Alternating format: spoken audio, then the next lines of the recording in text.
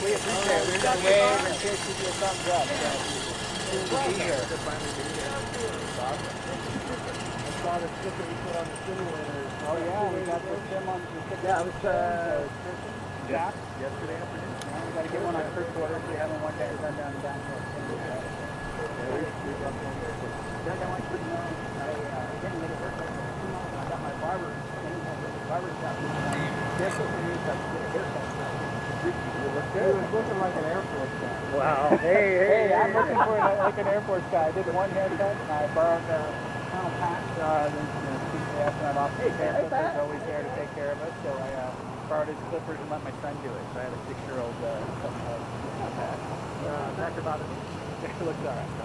So good to be here. You guys ready to do this? Yes, sir. All right. Right here. We'll head over to the over here.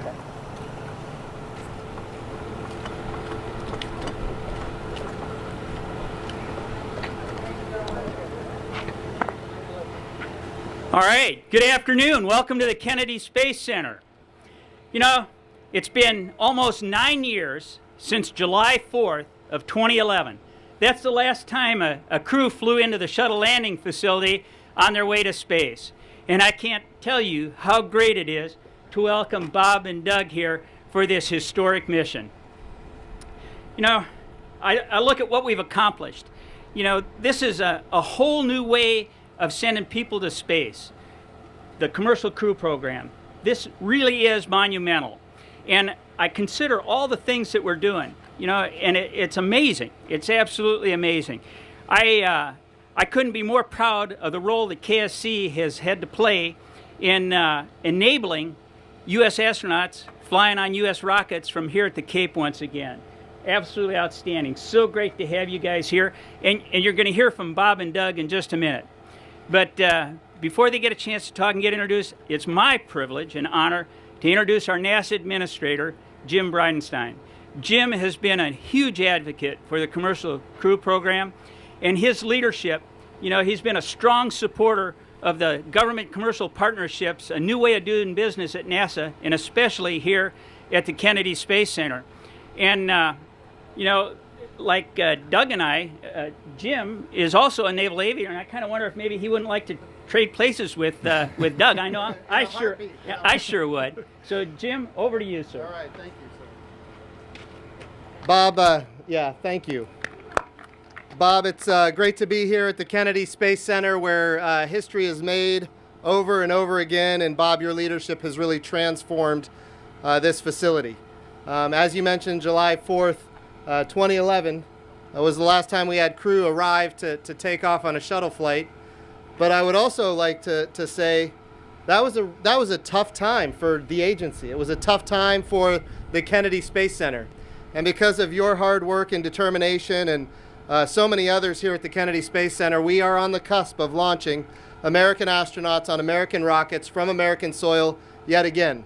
And as you said, Bob, this time we're doing it differently than we've ever done it before. NASA is not going to purchase, own, and operate the hardware the way we used to purchase, own, and operate the hardware. We are partnering with commercial industry with the intent that they would go get customers that are not NASA and drive down our costs and increase the access to space. And ultimately have multiple providers that are competing against each other on cost and innovation. And of course, that's what this commercial crew program that NASA has been pushing forward on for so long, that's what this program is in fact all about. I'm going to turn it over to the astronauts here in just one second, but just to put a historical significance on this moment in time. This will be the 5th time in American history when we have launched American astronauts on a brand new vehicle. We did it in Mercury, Gemini, Apollo.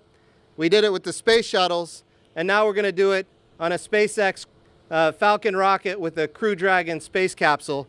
And it's these gentlemen that are going to have the opportunity to pioneer once more for the United States of America in what is this new era in human spaceflight. So this is a very historically significant moment. And I also want to say that I know times are tough right now. You know, Bob Cabana and I have been walking around in our masks. Everybody wants to shake hands, and yet we have to resist. We just welcomed our astronauts, and we couldn't shake.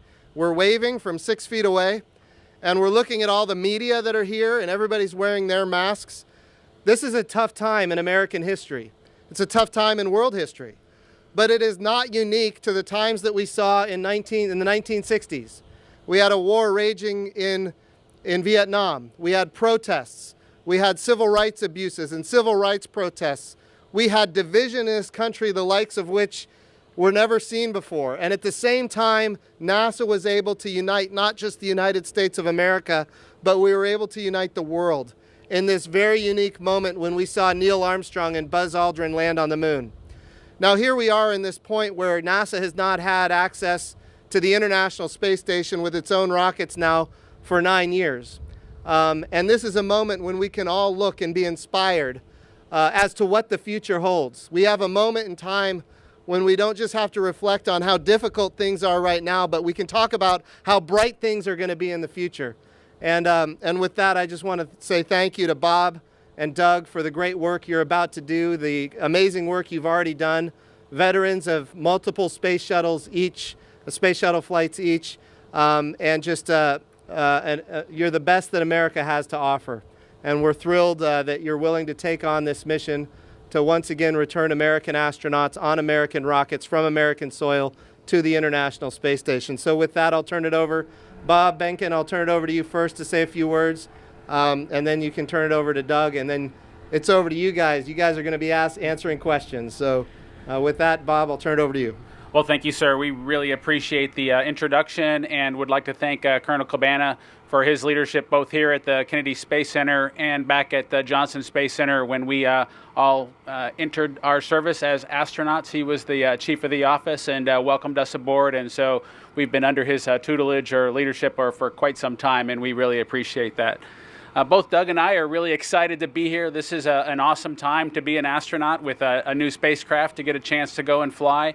As graduates of military test pilot schools, if you gave us one thing that we could have put on our list of dream jobs that we would have gotten to have someday, it would have been to be aboard a new spacecraft, be conducting a test mission aboard that spacecraft, and Doug and I get that chance to do it. So we're thankful for that opportunity, and we view it as an opportunity, but also a responsibility for the American people, for the SpaceX team, for all of NASA that's put this opportunity together and entrusted us with it. And so just excited to be back in the great state of Florida at the Kennedy Space Center, headed toward 39 Alpha, and a chance to launch again from American soil on an American rocket. Thank you. That's good. Yeah, over to you, Doug. It's just, it's an incredible honor to be back here at Kennedy Space Center. Bob and I started out, our first astronaut jobs were here at Kennedy. So we spent the first 3 or 4 years after we were Afghans launching, or helping to launch, obviously, shuttles into space. And this is a very, very special place to us. It's almost like a home away from home. So it's great to be back. It's an incredible time for NASA, the space program. Once again, launching U.S. crews from Florida, and hopefully just a week from about right now, which is incredible. I happen to have been one of the 4 astronauts that landed here almost 9 years ago in T-38s on the 4th of July of 2011 to close out the space shuttle program. So it's incredibly humbling to be here to start out the next launch from the United States. Also want to thank the incredible men and women of SpaceX, from Hawthorne to McGregor and here at Kennedy, that have put so many thousands of hours of work into this rocket and to this spacecraft. And we're looking forward to getting up close and personal with Falcon 9 and Crew Dragon here in just a few days. Thanks again for everybody at home supporting us and supporting NASA. This is a great time in America to be able to do this again, and Bob and I are honored to be the lucky ones to fly this vehicle. Thank you. Hello, this is Marcia Dunn of the Associated Press. It's been a long road, an emotional roller coaster. Do you have a sense of triumph, at least a little bit? And tell me what's going through your minds and hearts as you're finally here to really launch. A I don't. Triumph is probably not the word I would use. I mean, we've been working. Bob and I have been working on this program for 5 years, day in and day out. And there are folks here at NASA and at SpaceX. It's longer than that. It's been a marathon in many ways, and that's what you'd expect to develop a human-rated space vehicle that can go to and from the International Space Station. So I think. It's a long time coming in some ways, and I think if you asked us, how quickly getting to this point, it's gone pretty fast. Other times it's been very slow, and just a lot of work, a lot of travel for a lot of people to get us to this point. So I think it's kind of a culmination, and it's that next stage of human spaceflight. Hey, Bob, Doug, good to see you guys. Hey, good to see you. Thanks. Doug, I'll give this one to you. When you landed on STS-135 9 years ago, right over there, you had no way of knowing how or when Americans would launch again from American soil. There was no NASA SpaceX partnership. There was nothing called CCP. Does it seem improbable now that you're back how this whole thing has come full circle, both for you in particular? Yeah, I mean, when you fly a shuttle flight, by the time you land, you're just exhausted. You're glad that you had a successful mission, and you just want to see your family. And I think, after that, you think about, okay, what's next? Because we obviously knew that was the last shuttle flight, but we also knew we were flying people on Soyuz. We were going to continue to fly on Space Station and those kinds of things. So, yeah, from that standpoint, absolutely no expectation that frankly, that I would have even flown again. But, it's an evolving thing. And, the folks at NASA had a great idea to form a public-private partnership with companies and compete for basically space travel. And it has ended up in this situation. And, we're lucky enough to be on the vehicle, obviously, but it has been a long road in a lot of ways. But I certainly consider myself very lucky to be part of it. Feels good to be in the launching business again. Absolutely.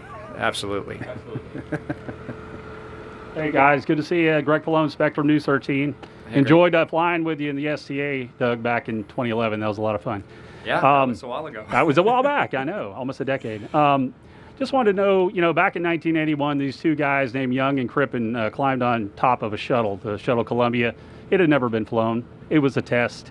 Have you guys taken some inspiration from those two guys doing what they did? A pair of guys getting on this huge spacecraft, and now you're going to be going on a test flight as well on a brand new spacecraft. Any inspiration from those? We certainly take inspiration from all those who've come before us, particularly the folks that have done a first, particularly a first flight of a new vehicle.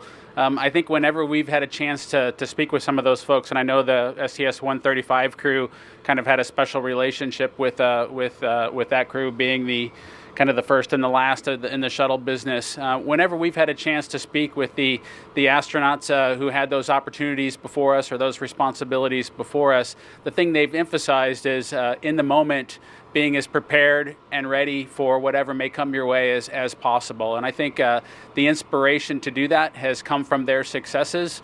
And both Doug and I take that very seriously whenever we've executed a training simulation or a verification event of the spacecraft hardware. We've really tried to focus on and think about, hey, what would Bob, not this Bob or that Bob, but Bob Crippen have done in this situation? Or what would Captain Young have said at our Monday morning meeting? He was there when we entered our service in the Astronaut Corps, always had good ideas and just willing to share them with everybody, anyone who would listen. And we took that to heart and, made sure that whenever we were presented those opportunities, we asked those questions. We tried to be as prepared as possible. Nobody wants to see this mission to be a success more than us, as you might imagine. And we don't want to be the folks that don't make it successful. So we definitely take inspiration from those that have come before us. Good afternoon, Melanie Holt, WFTV. Chris Cassidy is up at the station right now and a little short-handed. Has any determination been made on how long you all will stay at the station? For a while.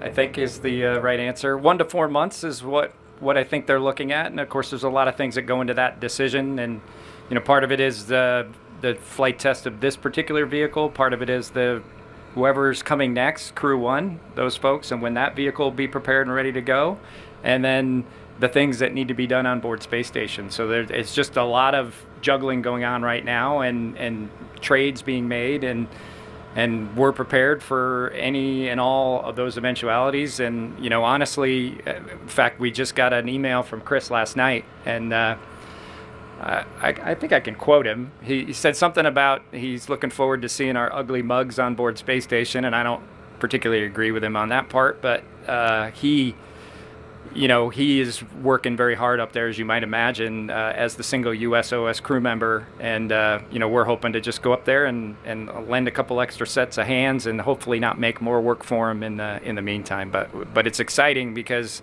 we know Chris very well. I flew with Chris. My wife flew with Chris.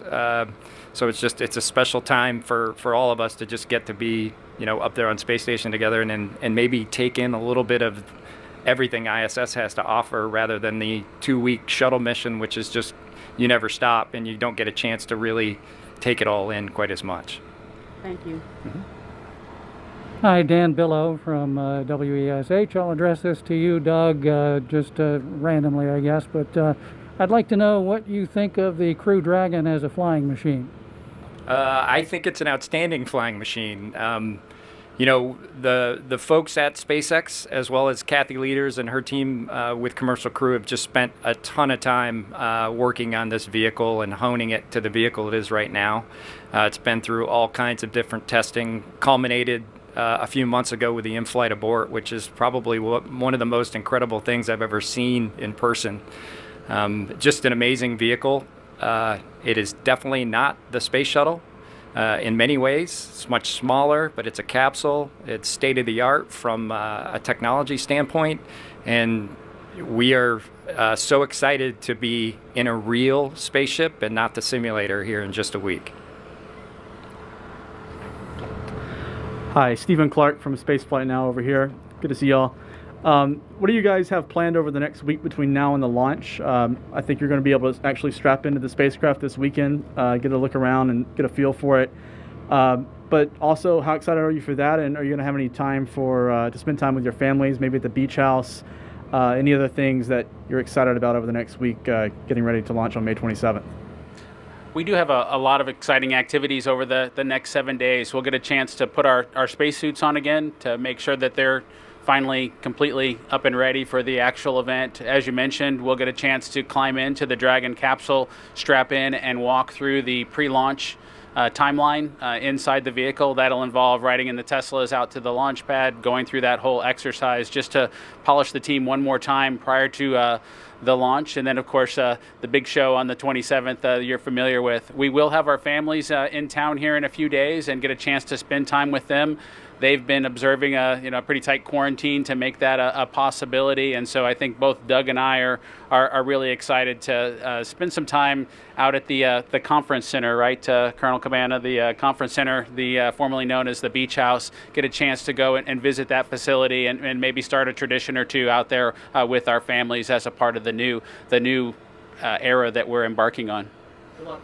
Thank you. Thank you. And this will be our last question. Hi, gentlemen. Mike from Fox 35 in Orlando. Hi, Mike. So you guys have been training for this for such a long time, and then you get this wrinkle called the coronavirus. So I wonder how that changed preparation for this mission. You planned, you got all ready, and then this was like the monkey wrench. So what will you tell us about how that made things different? Well, I think just as every person standing here and every person in the United States and around the world, this has been, I think, it's been a huge wrinkle, to say the least, to adjust everyone's lives and how we do business and how we train and how we operate. It's been a huge, obviously, shift for everybody. But I think for us in particular, it was challenging because we were at that phase probably the last year and a half, where we were traveling to SpaceX literally every week, and we had to come up with ways to make sure that not only did we keep the teams that we were working with safe, but obviously ourselves safe and our families. So I can't emphasize enough of how quickly the folks out in Hawthorne, because that's where we did a majority of the Dragon training, responded and did everything that they could to keep us safe. And obviously they did great work, as well as the folks at Johnson and NASA.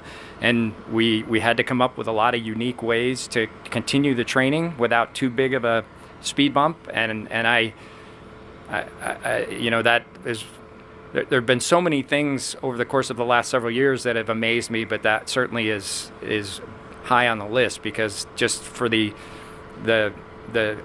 absolute complete shift that people had to do in the way they just did anything in their normal lives completely changed. And to continue training not only on Dragon, but getting our training on Space Station before we left was also important, and the teams just really came together and pulled it off. So I you know, it'll be something that we'll have to talk about in a lot more detail after the flight, just how people just really stepped up. It was really a neat thing to see. Okay, so I know that was the last question. I'm going to take liberty and ask one final question, if that's okay. You guys have been communicating with me, and I've seen that as you are blazing this trail, and you really are blazing a trail, each of you has shown me from time to time new traditions that you are establishing. And it's hopeful that those traditions will carry on and maybe even be added to in the future. Would each of you share some of your thoughts on what are the new traditions that you have already established? I know there's going to be more. We've got another week before launch. But as far as where we are right now, what are some of those new traditions that you have established? Let's see, I think back at my home in Houston, we took the opportunity to do something that's pretty common from an astronaut perspective around the world, which is to plant a tree someplace. And so I've done it in Baikonur. Crews do that in Kazakhstan on their way to launch on the Soyuz. And I took the opportunity with my family to do a tree planting, so not necessarily a public sort of event, but a personal sort of an event. And so my son will always have that lemon tree that he was a part of planting, that hopefully it makes it through Houston's hot summer this year and becomes a tradition for some other folks as well. Yeah, I would say the one thing I'll talk about, we yesterday had our final proficiency sim with SpaceX. They have a facility in Houston, and so we used to do a little bit of what we call tagging in the service. What it is essentially is putting a sticker on the simulator for your mission when you're complete with the training. And so yesterday, Bob and I put the DM-2 sticker on the SpaceX simulator in Houston as kind of a continuing tradition. And I think the administrator brings up a great point there. You know, we feel somewhat responsible to continue some of these really neat traditions that both the Soyuz crews have had for many years and the shuttle crews have had, and then maybe come up with a few of our own. And as we go through this journey, we'll certainly share some more of those. Well, I want to thank you, Bob and Doug, for taking the time. I know there's a lot of work to do between now and launch, taking the time to spend with us and share some of your stories with the media. You really are a bright light for all of America right now. And this mission is a bright light for all of America. We're so grateful for your sacrifice. And I can tell you, when I grow up one day, I want to be like Bob and Doug. So thank you so much for all you've done and all you're about to do. And thank you to the media for coming to cover this great event. Appreciate you guys. Thank you, guys. Thank you all. Go ahead.